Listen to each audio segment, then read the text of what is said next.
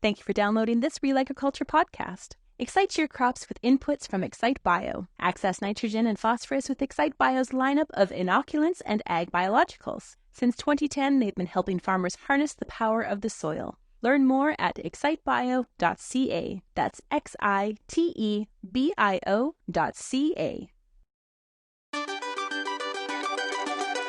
Good day, and welcome to Wheat Pete's Word here on Real Agriculture for Wednesday, February the 7th.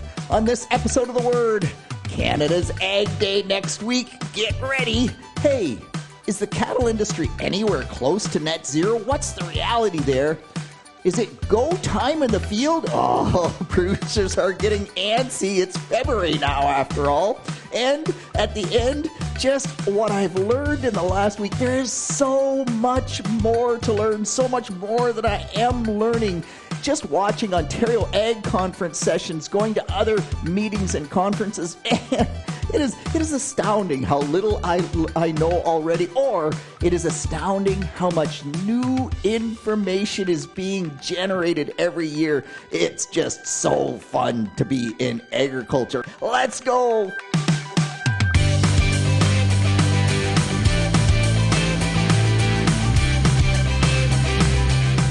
Yes, it is so much fun to be in agriculture. Next Tuesday, February the 13th, so that's why I have to talk about it today, is Canada's Ag Day. Do something special that day. Talk to an urban person that you know and just help them understand a little bit more about agriculture. We are really under the gun from a public perception standpoint. Wow, when you look at the protests going on in Europe around agriculture in the European Union, man, farmers are getting frustrated. I don't want to see that happen here. I'm sure you're all frustrated with something that someone does around agriculture, but at the end of the day, it really comes down to this communication between both sides, or between everyone, between all of society, and helping them understand why we do what we do in agriculture, and also understanding their perspective or their perception. Because oftentimes when they say, oh, you guys in agriculture, you're responsible for 30% of the world's greenhouse gas emissions, we immediately get defensive. No, don't get defensive. I'm not sure if 30% is the right number, but at the end of the day, agriculture definitely contributes.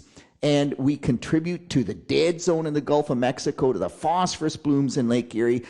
We do a great job, but there are these unintended consequences. So understand their perception, and then just kind of have that conversation. And I think everybody will move forward. And I think that it's really, really helps in terms of not getting into the situation that they're at in the European Union right now. I look at that and I just shake my head and say, oh gosh, that is not good. On that note, hey, Lloyd saying, Peter, one of the things, I don't like bragging about yields, and often you talk about high yields. So Lloyd, I don't think I like to brag about high yields. What I like to do is talk about high yields, because knowing that you can achieve those high yields helps everyone kind of set their target higher and aim to achieve higher. And so if you go to the coffee shop and somebody brags about their corn yields, I agree with you, Lloyd, that's all bad. But at the end of the day, I like talking about high yields and world record yields and the fact they keep going up, because that just inspires me to do better and try to improve those yields while I minimize that environmental impact. And that's really what we're all about here. The other thing that Lloyd says is, I really hate when people talk about I versus we. Wow. Now that is insightful. There's none of us do this alone. We're always a team. Wheat Pete's on here and he talks for 20 minutes every week. But it's not Wheat Pete that knows it all. It is Dr. Dave. It is Horst Bonner. It is all the farmers that give feedback. Man, it is a huge team. It's all the support at Real Agriculture, Lindsay and Byrne and Sean Haney, or it just couldn't happen. So I couldn't agree more with you, Lloyd. Anytime you step back and say, I did this, boy, you should really kind of back up and say, I wonder who all helped us from that perspective, because it is definitely huge. Okay, I want to move on, and just on this learning thing, man, The Tech Talk Tuesday sessions, the agronomist sessions the last couple of weeks have been nothing short of awesome. But last Tech Talk Tuesday, not last night, but the previous week, or maybe it was 2 weeks ago, I forget, but Michael Scouten was on as one of the panel members, and we had a great discussion, and we really dissected Michael's farming operation. And Michael sent to John Lozon. Dr. John Lozon was also on, really intelligent soils guy, like just smart. And he just sent back, boy, you guys really make me question what I'm doing on my farm. And so 2 things. Michael, you are doing an amazing job on your farm.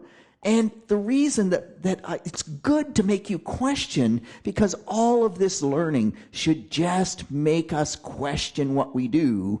And at the end of the day, if you say, no, as I think through all this new information, I'm still doing the right thing, awesome. The other thing it should make you do is do the trials. And as long as you're doing those things, then we're bang on when you make you question, and that is a good thing. On that note, hey, Kenneth, you left a message about oat cover crop lowering yield, and what about wheat? I did not understand the question, so if you could just put that a little more detail or a little bit flesh that out so I can answer that on an upcoming episode of The Word. All right, next, a caller called in, and you can tell he was frustrated, just like the farmers in Europe. And he says, all right, I'm a beef farmer. I'm getting a little bit frustrated because all I ever hear about is carbon dioxide from beef cattle and methane. And like, are we really that bad? How close to net zero is agriculture, or is beef cattle farming? Because how much carbon dioxide does a corn crop capture? Oh, yeah, here's the problem. Yes, the corn crop captures lots of carbon dioxide, but when we feed it to any livestock, it doesn't matter, beef, cattle, chickens, pigs, whatever, they release. If we do a good job on feed conversion, they take all the carbon that we stored in the corn crop and they turn it back into carbon dioxide or methane or whatever. And man, when it comes to emissions, agriculture is not even close. I talked with Christoph Wand at Ministry of Agriculture and Food. He's a beef cattle specialist, a nutritionist. And Christoph said, man, we're so far away. And by the way, you can't have sustainable livestock without having sustainable crops. And the sustainable crops isn't even close. In the UK, they now have a YEN, a yield enhancement network, this concept that we do here in wheat. We stole it from them. They have a YEN for net zero crop production. So they're trying to get there with crop production, but until we get there with crops, we definitely can't get there in the livestock industry. But on the other hand, we do have to eat. I mean, balance the two. One of the cool things, though, is that this technology keeps driving us forward, and so we just got the very first ever methane limiter feed additive approved here in Canada. And so one of the problems with cattle is they release methane from their manure, and that methane is a bad greenhouse gas. And so now we have a feed additive to reduce that methane. We do make technological advancements. There's no doubt about that. Okay, enough on that. That's my Canada's Ag Day dissertation. How's that? Hey, Dean, really cool. Dean sent me some pictures. His November 3rd wheat has emerged, and you just go like, wow, has it ever been warm? Because it's emerged. Sometimes November 3rd, if we had got snow, it would have emerged under the snow. You would have never seen it until the snow went away in March. This year, no snow. Dean's seeing that November 3rd wheat. But when you look at the difference between his November 3rd wheat and I think it was October 10th wheat, perhaps, or whatever, October 4th, I just forget the date. But that early wheat, it's up and it's got leaves and it's got tillers. And that November 3rd wheat, it's just kind of trying to peek through. So it's quite a difference and shows you the importance of that planting date, as we already know, no doubt about that. Meanwhile, Mark out at along Lake Ontario, Mark at Napanee saying, hey, Peter, I think it's getting almost time for the early nitrogen and sulfur on wheat.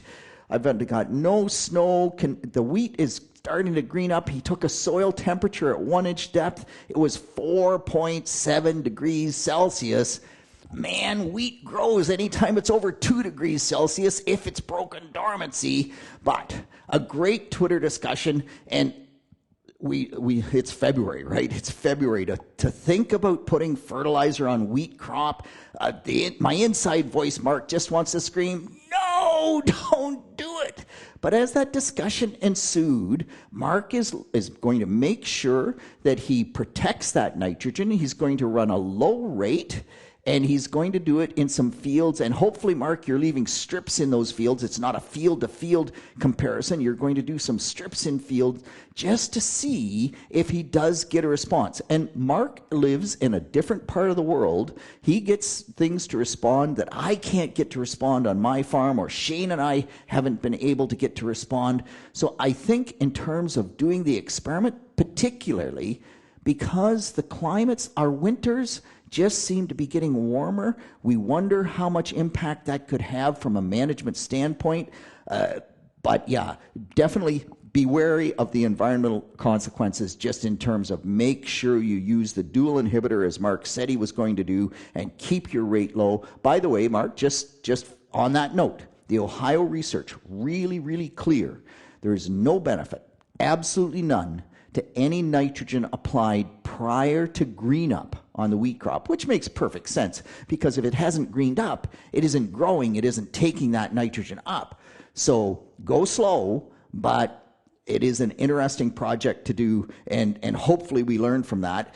And so, I mean, just on that note, it is really interesting how things can be different from one geographic area or region to another. So Mark at Delmarva says, Peter, I love what you do. I love the fact you do the word. But oh my gosh, do not say as a blanket statement that corn following cereal rye as a cover crop doesn't work. Because in Delmarva, in Delaware, Maryland, Virginia, that corner of the world that I'm in, we've done continuous corn even with a rye cover crop every year. And after the first couple of years, it really works.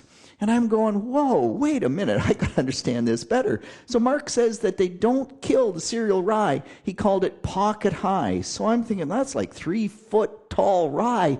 If I try that in Ontario, I know what's going to happen, and it's a disaster.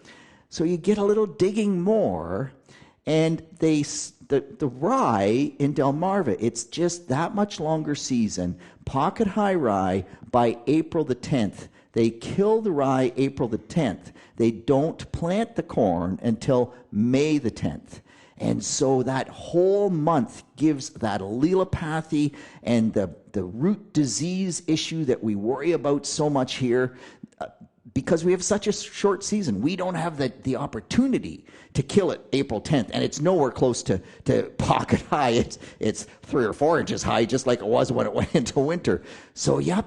Different situations. The one really interesting comment that Mark did make about that was the first couple of years that they did it, and he actually did it at the Y Research Station as part of his postgraduate work at the university. And man, it just took 2 years because that big cereal rye crop changed the nitrogen dynamics. And this is the same thing that Shalimar Alexander has found in Indiana. It changes, or is he Illinois? Anyway, he's found that you need 60 pounds more nitrogen if you use cereal rye in that rotation to overcome this carbon to nitrogen ratio problem that the rye creates. Mark said similar thing, but after a couple of years, what they found was that the nitrogen dynamics, when they got that added nitrogen into the soil and it was cycling every year, that the nitrogen dynamics rectified themselves, and they had to keep the higher nitrogen rates, but with the higher nitrogen rates and with the cereal rye in that rotation, or in that continuous corn, not a rotation, but they got higher yields. And that is really, really interesting. So, yeah, different regions are definitely different. No doubt about that. Hey, just to carry on, Mike saying, Peter, so I listened several times to your nitrogen uptake on wheat, or to your nutrient uptake on wheat session, and it really got me thinking. If hard red wheat is no different than soft red wheat in terms of its uptake of nitrogen. Why the heck are we managing it differently? And I love Mike pushing me through the thought process, but then I think, wait a minute. So corn takes up, 38% of its nitrogen post-tassel, post-anthesis, if you will. Wheat is only 15%, but there's still 15% there. And when we apply nitrogen later in the wheat crop's growth cycle, more of it goes to protein, less of it goes to yield. I have hard red wheat. If I'm not making protein, I'm not making the grade. It's not working. So I think what it really informs us is that we need to keep enough early because it's like soft red, but then we need it to make more protein later. And so that second application, maybe it's a smaller amount, but it still needs to be there to make protein. So I don't think we change a lot, Mike. I don't think we're that far off, but nonetheless, yeah, really interesting in terms of going through that thought process. From Michigan, Jason saying, hey, Peter, so the corn, when you take soil nitrates at V8, V10, whatever, V12, it's pulling the nitrates to zero over that process because it's pulling so much nitrogen up. We talked about that the last episode, and Jason coming back and saying, so I pulled some soil nitrates out of some wheat crops. I'm helping some growers in the Yen program, which is really cool. And we're trying to look at our nitrate or our nitrogen status better. So we pulled soil nitrates around flagleaf time, and they were in the sewer. And yet when we pulled the tissue samples, they were fine. Does wheat do the same thing as corn? And my answer is absolutely. Shane and I haven't done a lot of work there, but a little bit of work there. If you're in the rapid uptake phase of nitrogen on wheat, which starts at the beginning of stem elongation, and it's about 3 pounds per acre per day of nitrogen, any free nitrate, the wheat crop is sucking that water, and the nitrogen goes with the water. The nitrate levels, in my opinion, just stay quite low. And so it's just like corn from that standpoint. Hey, Dan from Idaho, seeing my tweet about we need higher populations on soybeans, Dave Hooker's data. We need higher populations in low yield areas. And Dan from Idaho saying, does that hold true on wheat? And I'm thinking, okay, wait a minute. Idaho's really dry. And so low yield areas probably moisture starved. If they're moisture starved, do we need higher populations? And yet Brian Barris's work out of Alberta on spring wheat says you need to keep those populations high even in a low-yielding environment. And so I kind of fired back. I think the answer is yes, but if it's strictly water, perhaps not, because Dan's winter wheat, not spring wheat. And Dan comes back and says, yep, I'm talking about my low-yielding, high-calcium knolls that grow Russian thistle better than they grow wheat. And right away it's kind of like, well, man, at the end of the day, high populations are going to compete more with that Russian thistle. If Russian thistle is a big problem, I'm pushing probably towards high populations, unless the high populations get so high that you actually get zero yield. And Dan came back and said, yeah, he's tried with fertilizer. If he pulls his fertilizer out, it goes all to pot. So even though it's a low yield area, he has to keep the fertilizer there. You're putting the groceries to it as long as it's not a water thing. I think that high population works, but at the end of the day, the other option was don't farm them. If they're not profitable, don't farm them. And my great friend Woody Van Arkel coming back just saying, yeah, farmers just can't get there. Okay, I only have a little time left, but wow, Tech Talk Tuesday on this past Tuesday night, so here's some incredible stuff for those people who think that they know it all and they don't need to be at the Ontario Ag Conference or at Grey Bruce Farmers Week or whatever.